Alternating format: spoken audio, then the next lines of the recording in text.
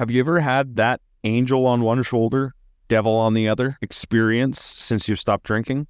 Where one side's telling you, it's fine. You don't really have a problem. You can just have one. And it's surprisingly convincing.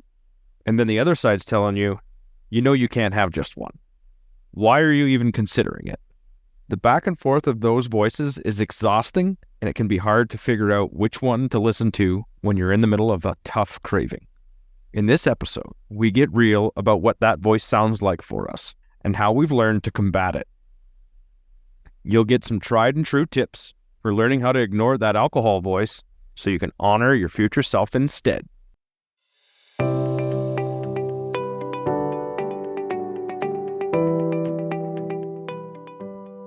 Welcome to Through the Glass Recovery podcast, where we believe that connection is the opposite of addiction, vulnerability is the antidote to shame, and that recovery isn't just rewarding, but it's also a lot of fun. We're your hosts, Julie and Steve. Listen as we get together with friends to shed light on the hard things, talk about the other side of addiction, and how we create a life so full there's no space left for alcohol. We've been busy ramping up the resources we have available. So make sure you check out our website at throughtheglassrecovery.com. We started out as just a podcast, but we're so much more now. We offer everything from free Zoom support meetings to a weekly newsletter to one-on-one recovery coaching sessions. Make sure you check it out and take advantage of all the resources and support we have to offer. Thank you guys so much for being here. This is going to be so much fun. We have Rich and Elle with us today, and I think this is going to be kind of an interesting topic. So before we dive into it, we will do introductions. I'm going to let Rich go first. Do you want to tell us just a little bit about yourself? No, it's supposed to be ladies first. No, I'll go. Elle wanted to put something together. My name is Rich Sullivan. I'm very public on my social media about my sobriety. I am a real estate agent and also a sober coach.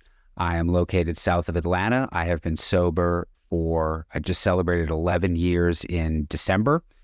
I am originally from Boston, Massachusetts. I have lived in the Atlanta area since 1994, so this is home. I have done everything I possibly can to get rid of the New England accent. I hope that I have. I'm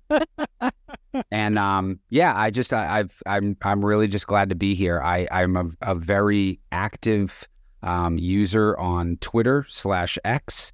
I love the recovery conversation that goes on over there. My interests are really in a lot of like recovery and sobriety podcasts, the conversation that happens on social media, which I really feel is the best recovery sobriety conversation, is taking place on X, just because it's a lot more fluid and it's easy, and there's just no other place in the world where somebody can just type, hey, I'm a week sober today, and like 1,000 people might like that.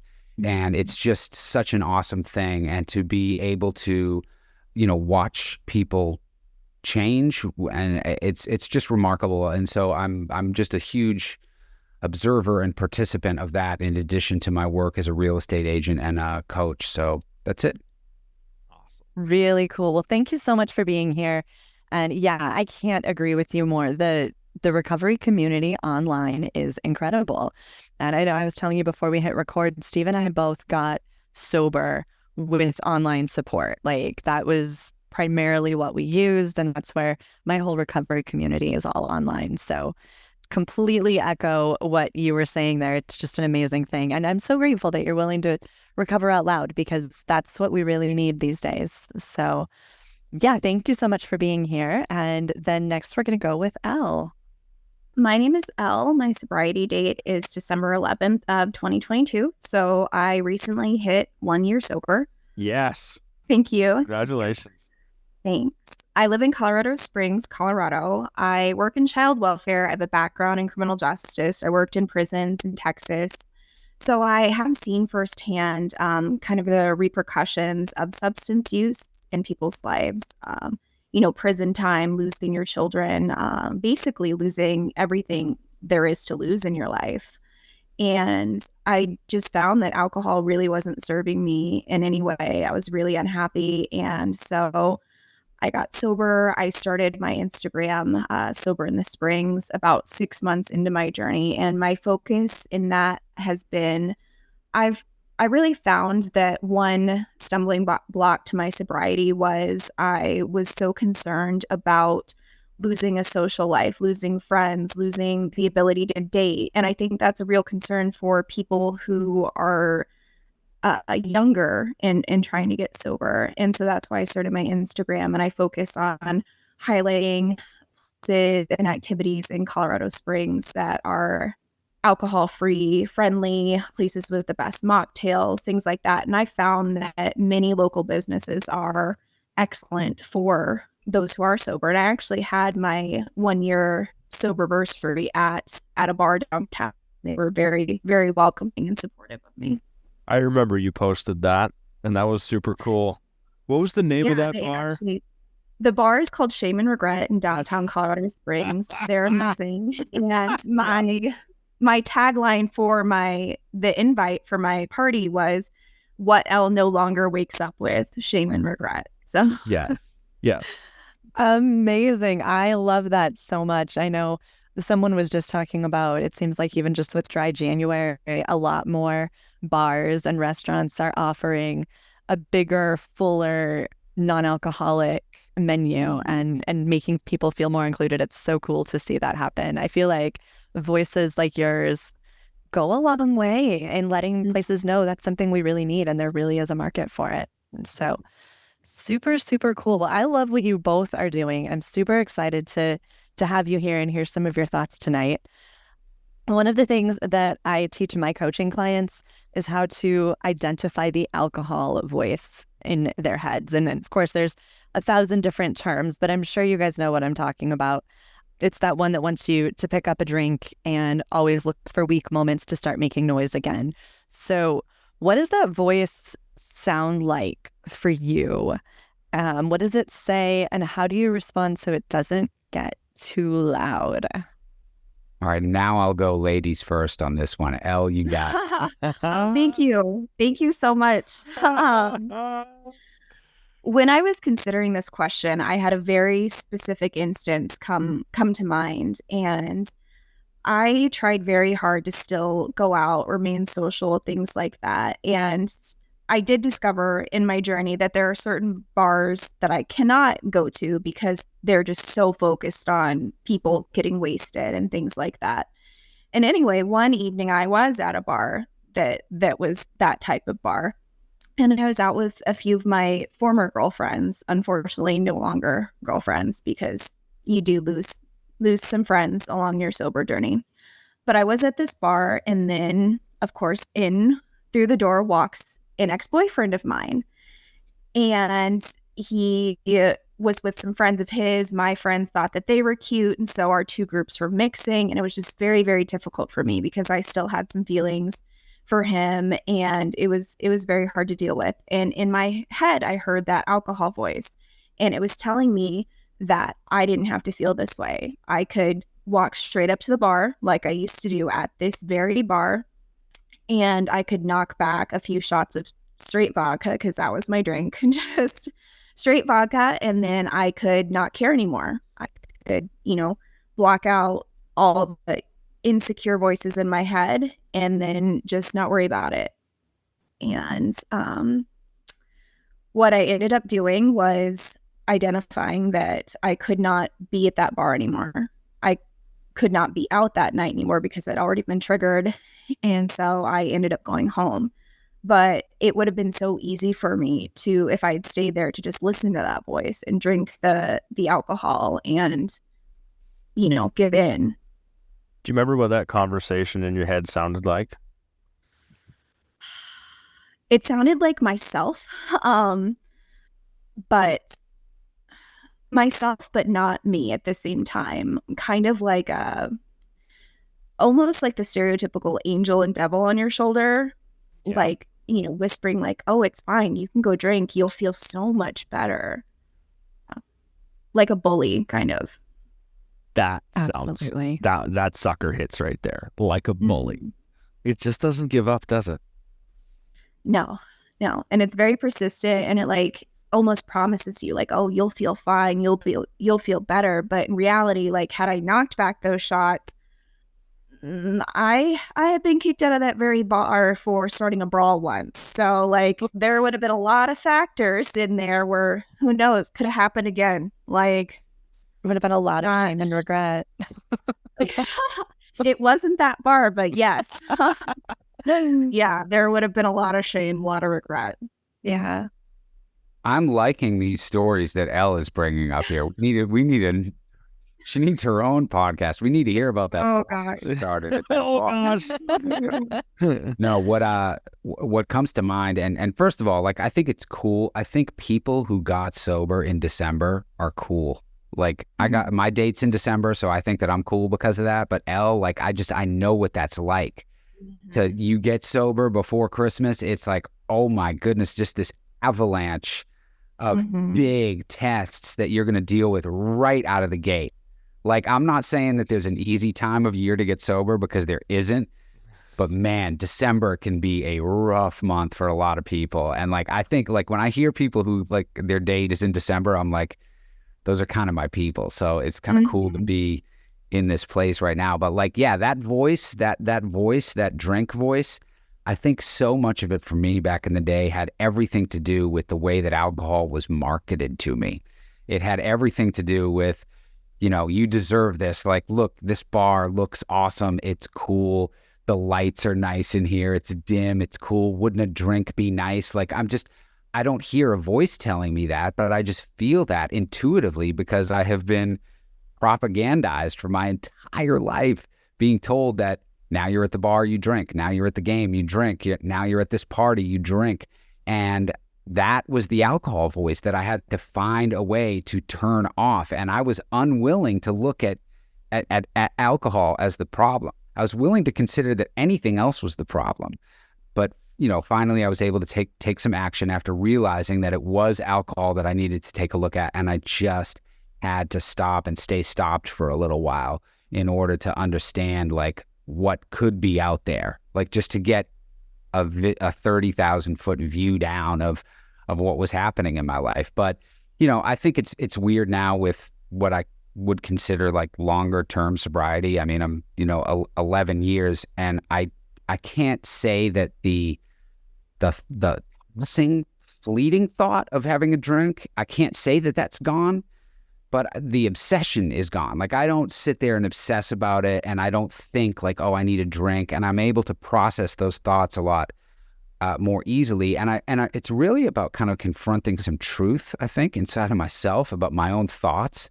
And I've kind of come up with some ways and techniques that I think are pretty helpful to me. Like, just asking myself if what I'm thinking in that moment, that I might be, stressed or bummed out about something that happened at work or whatever, like, is what I'm thinking right now true? Like, is this real? Because I have a lot of very unreal thoughts in my head. And if I can confront those and acknowledge that those aren't real, okay, take a deep breath. Now I can maybe get to the other side of them, and I can gradually start to turn that alarm off. Because that's what the drink voice is it's like it's an alarm. Yeah. It's like, I need a relief. I need a rest. And I guess I'm just glad that I don't hear that as often now as I did back then. But when I stopped, I was really determined, and I wanted to quell that voice. And it is a hard thing to deal with. And I hear people struggle with it a lot. Yeah, well, it sounds like Elle was saying, it sounds just like you, right? And I know one of the things, just so, I don't know, I've got all kinds of fun like mental tools, because that's what it is, right? It's just our brain, and we just have to learn how to trick it into behaving a little bit better. But one of the things that I did early on was like imagine this alcohol monster in my head that was, stuck in this cage. And I mean, I had it pictured. It was ugly. It was a nasty thing.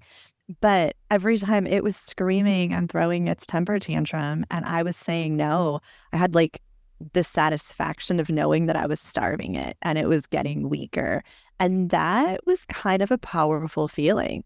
And, I was able to do that. And then, it gets weaker and weaker, and you think it's just about dead. And I mean, I'm only 2.5 years into this, so I can't tell you if it dies completely. It sounds like it. Most of the people that I talk to, even that are 20 and 30 years sober that still pops up every so often. But yeah, it waits till you hit a weak spot, and then it starts kind of like whispering again. And it's really interesting. I've told people, write down the words that are going through your head and then look at those and read them. Like, read them out loud to yourself and ask yourself, is this really me?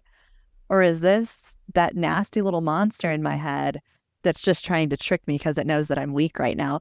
It's like, once you write it down, you read it back and you're like, this is crazy. There's nothing sane about these words that are in my head right now. It's amazingly creative, that voice. There's so much weird justification that goes on. It's like, no, you'll be fine. Wait a second. I know I'm not going to be fine, but that voice tells me that I'm going to be. It's just... I met my wife for dinner tonight, and I was sitting in the parking lot waiting for her. And there's a grocery store, and there's a liquor store, and then there's this restaurant. And I thought about how, if I were drinking, that I would be thinking about how much I was going to drink in that restaurant. And then I was also thinking about what I was going to be drinking after and where I was going to get it. So that's the liquor store or the grocery store. And then, like, when am I going to cut myself off? When am I going to tell myself that I can't have any more because I need to be fresh tomorrow morning? Like, how can I avoid this hangover? It's like, oh my God, it's so complex. Like, it's like having a full-time employee and being responsible for this other thing. So much brain power and mental energy and all of that goes to not just the drink, but getting it too. Go ahead, Steve. Driving to where I am right now in Texas, and on the drive, I was going back in my head. I remember bartending, and I was so good at knowing how much booze was where. Like, and I would be drinking while I was bartending, and I would be the one stocking it because I was drinking while I was stocking it. It was a place to hide and an excuse. But I was thinking about how much energy I took paying attention to where it all was and how much was there, how much wasn't. And then the guy who was paying for the bar and bought all the booze would ask, like, how the night went and what was left and what wasn't and whatever. And I'd be like, yeah, there's 3/4 of a case of this and there's a full case of this and this one didn't sell at all. And I would just know. Boom, boom, boom, boom, boom. I was paying attention to it mainly because I was obsessed with, like, alcohol in general. And it was interesting to have those thoughts and then, think, I still, to this day, if somebody else is drinking, I pay attention to it because I think I can relate to it in a certain way or in a different way where, like, I can still see my old self in other people while they're doing that. And I got to relate this back to the voice. I can hear my old voice when I'm watching someone else go through kind of like the same thing, or at least observing that, where my old voice is, here's have another one. It's, do I have enough left to get me through tonight? Oh. And I'm already, like what you were saying, Rich, is I think so far ahead for that. And I can't even think that far ahead sometimes just in regular life, but I was so good at planning that part out and making sure I had enough. And if I didn't have enough, like you're saying, like, where was I going to get it from? And that's the voice justifying it, saying it's okay. And like you said, it's an alarm. It's what do I need to change? What do I need to do? Because the fleeting thought sometimes comes when it's situational. Elle, like what you talked about, it's stressful or whatever it is. Do I need to do something? Because something needs to change. If that thought doesn't just fleet and it sits and it has time to fester, and I'm generally speaking, I'm uncomfortable somewhere. There's something I need to face. There's something I need to do. And that voice natters. It chips away. It's like death by 1,000 cuts. I can fight it off for a good while on my own. But if I tell on myself, if I give it some space and some room, I don't have a hard time with it now. But early on, if I gave it away and gave it to someone, yeah, I feel like having a drink. And I'm not going to, but I feel like having one. And that's okay to admit. I think there's a lot of shame that comes along with thinking that needing a drink is a bad thing because I'm quitting. And there's no shame in admitting that. I think it takes a lot of power and a lot of strength to call that voice out and hand it over to someone and say, hey, yeah, no, I'll be okay, but hear me out, Yeah, so I don't know if this is normal, but my husband, he's a drinker and not a heavy drinker at all. He's one of those people who can like buy a 6-pack and it's still there at the end of the month, like minus 2 beers, which I'll never understand. But I, not intentionally, I can always tell you how many beers are in the fridge downstairs. Like, it's not tempting. I don't want them. I don't care how much he's drinking, other than like, if he's had 3 that night, I know he'll be snoring later, but like, I don't care. It doesn't matter to me. It doesn't trigger me, but I can almost always tell you exactly how many beers are down there. And if like I go down to get one of my like my bubblies or Waterloos or whatever sparkly waters out of the same fridge, like I notice. And I don't know if that's normal or not, but I do it for sure. It's just an awareness. I feel like I am really, when I'm around people who are drinking, I'm very aware of how much they're drinking, And to be honest, like I'm really, I'll count somebody's drinks if like I'll see like, okay, well 2 hours have gone by and they've had 2 drinks or whatever. Like, oh my God, like why are they drinking that so slow? That's not the way I drink, And I'm like, wow, like I'm really the exception to the rule here when it comes to drinkers. I'm like, because I would be plowing these things down and probably embarrassing myself in pretty quick order in this place that I'm in. But none of these people are doing it. And maybe like, and I'm not like them. I can't drink like that. So I just don't. But like, I think it's fun to kind of challenge, to create some new ways of thinking about it. And like, okay, I've decided that I'm not drinking and I'm a non-drinker. Well, okay, how am I going to deal with this stress? What am I going to do? How can I reward myself? Are there some, you guys had an episode a number of weeks ago was talking about healthier coping mechanisms, how to cope with stuff and have it be a healthy thing rather than an unhealthy thing. There are some techniques and tactics that we can learn and use, and they're pretty cool. I think a lot of it has to do with like framing the way that we speak about things. Like it's not like I can't drink. Or can I get you something to drink? No, I can't drink. Can I get you something to drink? Yes, I'll have a Diet Coke. I'll have a soda water with lime. Be excited about it. Because when you get excited about it, you're telling your brain that this is a good thing and that this is going to be satisfying for you. So I think it's a lot about changing my thinking. Oh, for sure. And that's one thing I love about mocktails and non-alcoholic cocktails and things like that, because it makes you feel like you're part of things. It makes you feel like you're drinking something fancy. It gives you something new to try whenever, you're at a new restaurant or bar or they've come out with a new menu. And it just feels like you're not that person sitting in a bar drinking from a giant red cup full, of ice and water and everyone's staring at you, which I felt in, really early sobriety is that everyone's looking at me, and guys would come up to me and say, hey, can I buy you a drink? When clearly I had a water in my hand, but I assume maybe they thought I was waiting for someone to buy me a drink. And so it helps you feel more normal to have that experience.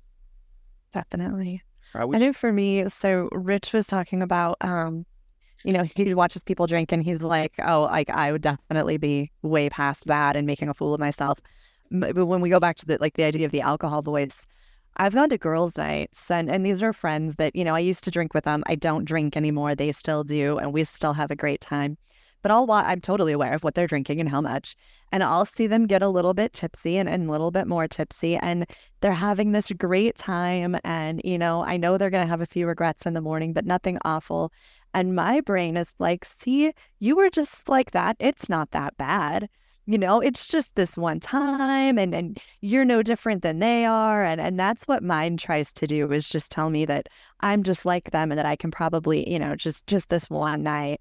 And I mean, I haven't felt that way in a long time, but that definitely came up like maybe the first few times that I went out with them, that I could just be like them and that I could get a little drunk and it would be fine, because that's, all I used to do. And like my reality is that's not all I used to do. Like they would get Definitely weren't just like them. No, for sure not. I mean, they're out there getting a little tipsy, and I'd like, drink 6 drinks at the bar and then go home and open a bottle of wine and probably drink all of that too.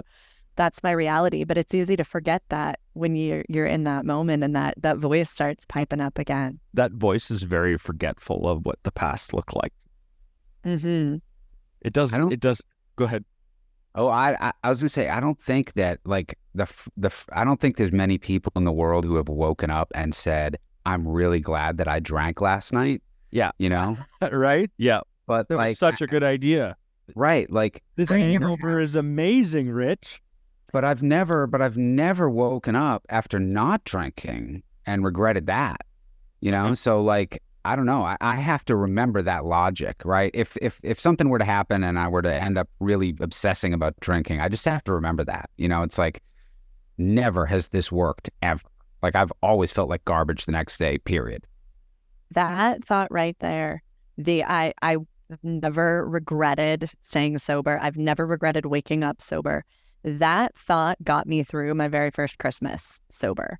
And I just remember like, sitting there at the table, it's awkward. I'm sober. Everybody else is drinking. I felt socially completely out of place. And I just kept like, it was almost on repeat. I will not regret staying sober when I wake up tomorrow, like over and over again. It's a really helpful one for sure. I think often I wake up sober and I'm so joyful about it and proud of myself. And sometimes I'm even like a little smug, like, my friends are posting about how awful they feel, or, they're running into brunch late because they're so hungover or sick. And I'm just like, well, I feel great. I don't know what you guys did last night, but it's all rosy over here. And you remember it. Yeah, that's always a bonus. Like, why did I get kicked out of that bar? I have no idea. Oh, I've had that. And I noticed it. Yep. How did I get home? And then you pull out the keys and you're like, oh God, I drove. Yeah. Mm-hmm. Yeah. That's another way to respond to that voice too, right? Start reminding it of what it was really like. And Steve and I will go through and we talk about like you go to AA meetings and you hear the drunk-a-log, like the stories of, people's past drinking and stuff. And in general, I don't love those conversations. But Steve and I, every once in a while, something will come up and I'm like, oh my God, I just remembered this time that I, hid 3 bottles of wine under the cupboard and whatever. And those little memories are good in a way because they remind me how bad it really was. And I think answering that voice with just a gentle reminder, hey, no, it really was this bad. Like to go ahead and relive that shame moment for like a couple seconds and remember that feeling, because it shuts that voice up in a hurry. Mm-hmm. My wife and I went to a little party the other night at a coffee shop, and they're open late on Friday and Saturday, and they have an alcohol permit, and it was the 10th anniversary of this place, and there was all kind of people in there, DJ, drinking, dancing. This friend invited us, and we went. And I made a conscious decision to not tell anybody that I was sober. Like, I just did not want that to come up. I just wanted to experience the night, drinking my Perrier and not saying a word about anything, which is generally how I practice things. Like, I'm not going to talk about not drinking when I'm at an event like that or whatever. But this just to watch the other people, and then to even have them ask, like, hey, how come you're not drinking? And I was just like, just having a soda water or whatever. And I just avoided elaborating on that any further. But it's funny in that situation how often, if you don't say that you're sober, you don't say that you're in recovery or anything like that, people will start talking about their own drinking. And you talk about the voice, right? Yeah. This is a chance to hear like the denial and the like, I'm hearing my old self as I'm listening to this person say like, oh, well, I do want to cut back on my drinking, but I mean, I do okay, Friday and Saturday night, I'm like, oh my God, how many times did I say that in my life, Yep. The justifying it and Yes. telling yourself everything was okay. And oh, yeah, for Until sure. it wasn't. And then when it wasn't, you told yourself it was going to be okay anyway. Yeah.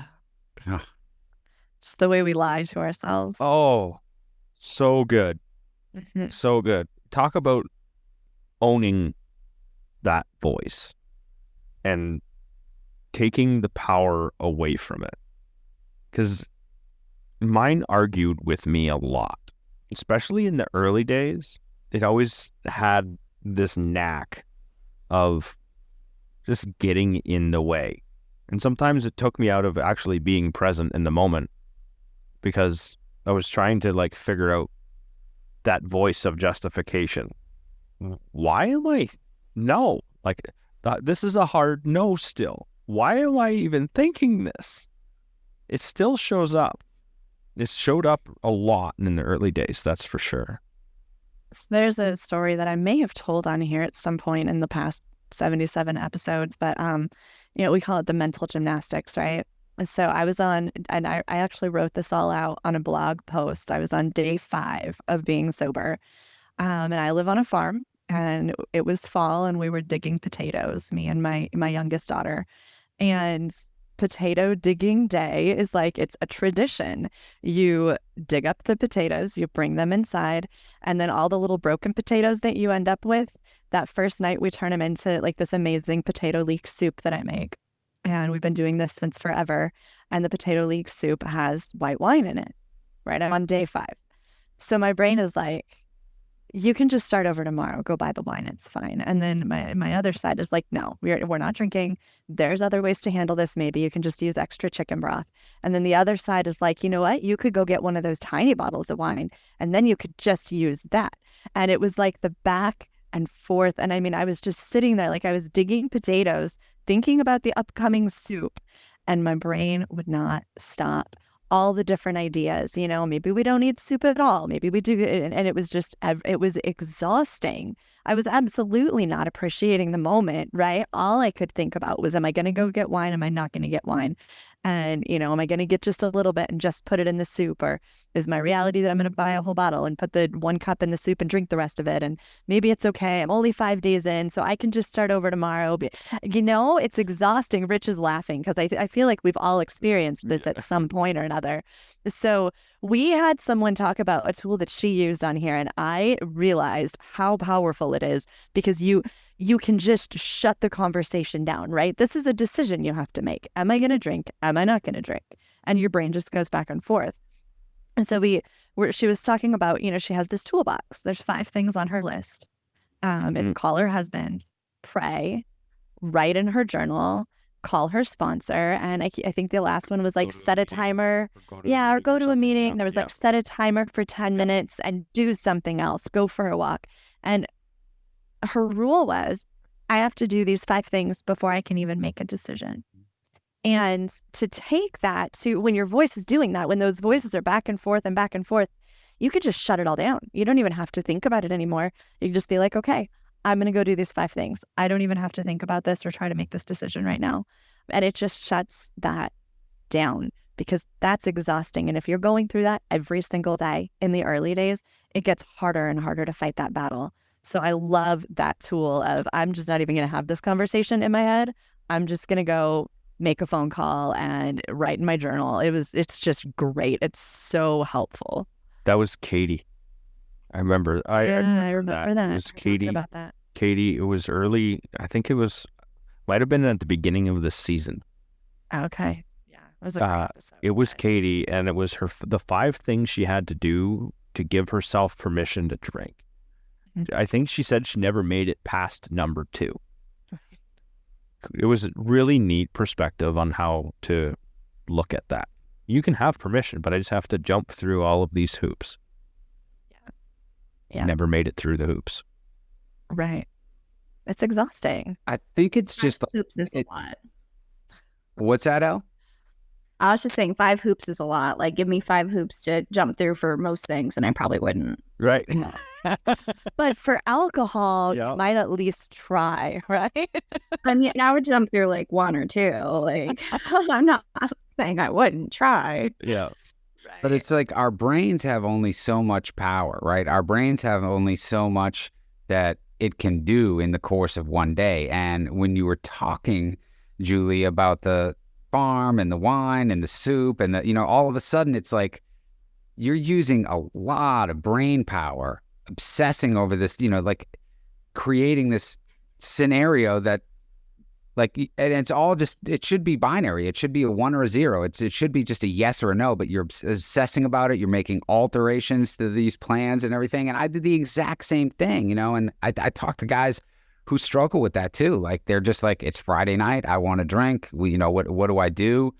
It's a process. And I think that people really have to find through exposure to other ideas about what it is that's going to work for them, that's going to be able to cut that alarm off, and get your own little protocol, your own little like 5 hoops, your own little thing of like what's going to be right for you so that you can get through that weak moment. And like my experience is that the weak moments have gone away. Like, time has gone by and like I'm pretty much good. I'm not scared of this thing. I feel good about where I am. Yes, I get stressed. No, I don't think about drinking. Every once in a while that will pop into my head, but it's like I've put in the work of really trying to just make my life be about reacting to situations, people, places, and things in a way that just doesn't involve alcohol. Just no more running and just, and drowning my problems and escaping the reality. I'll try to, confront it head on. Maybe it's humor, maybe like, I have a friend, you got a friend. I'll text my friend something funny or random and just see how they react, and that'll just kind of distract me from whatever the stressful thing might be that might have, wanted me to drink. But I love that voice in me because it is a version of me, and it's a flawed version of me, but it's a version of me that's been influenced by whole bunch of stuff that has promoted alcohol all throughout my entire life. So, it's a process. It took a long time for all that stuff to get in there, and it's going to take a long time for it to get out. I think it's also worth saying, I've never experienced a craving that didn't at some point end. Mm-hmm. And, when you're in the thick of those cravings, you're like, I can't feel this way forever. I can't keep feeling like this, right? I mean, that's how I was anyway. I guess I won't say you, I'll say for me. I remember feeling like I just can't keep doing this. And literally never have I had a craving that didn't go away. Sometimes that in itself is just a comforting thought. So this is my first go at sobriety. First go, because you never know. I've closed the door on that decision, but I can only close the door on the decision today. But with that being said, like, when I hear other people's stories, when they talk about their voices and what they sound like, and I'm talking about giving that voice permission to be heard, like what you were mentioning, Rich, is having that conversation and allowing a safe space, or finding a safe space where I can tell someone what that voice is saying. So, because I can't find the solution to it normally unless I can hear myself speak or write it down, like what Julie mentioned. And then it always seemed to be like some sort of collaborative effort. Sometimes I had to separate myself from an event or whatever that may be so I could call a friend. And I've called Julie in my earlier days, and I still do sometimes, when stuff happens, when life happens, when whatever that may be. But I think giving it permission, I thought it was good. Sometimes I do laugh about it, and sometimes when we talk about it, it ends up being a joke, and then it ends up turning into this conversation that's a drunkalogue about, oh yeah, do you remember this time? Yeah, I remember this time. Do you remember when you did this silly thing? Yeah, I remember that. And oh yeah, I had one of those. And it just becomes a conversation now where we can laugh at some of the ridiculousness that has gone on in our past. But like, I'm just loving that I can remember those days when I was brand new and how proud I was that I was waking up on Saturday morning and I wasn't drunk, right? Like that was great, and those things kept me going too. I'm like, just the fact that I have a little time under my belt, like, wow, holy smokes, I've been sober for 45 days. I'm 2 months sober today, I was riding off of that a lot of times and just using that as kind of like to try and fuel myself to keep going. I know some people are really like against day counting, and there's so much stuff on Instagram. How long have you been sober? Post your days, and I love all of it. I'm not against any of it because there's a group of people who are getting a huge boost by participating in that conversation online, and they love it. And when they post that they're 60 days sober, 400 people like that comment. It's awesome. There's nothing wrong with that at all. I love it. I think whatever helps you get by and whatever helps you stay sober. Mm-hmm. Yeah, there's people that count. There's people that don't count. There's so many different ways and angles to look at it that work for anyone. It's all worth a try. And if it doesn't work, just try something else. Try something else. That's what this whole thing is all about. And that's how I think we all, I'm going to wrap this up now, how we all combated that alcohol voice, that addict voice, the one that tried to find the justification and trying to find the little crack in the armor and find the insecurity and then try and weasel its way into whether it's using logic, flawed logic, old thinking, you name it. I feel like we've all experienced some version of it.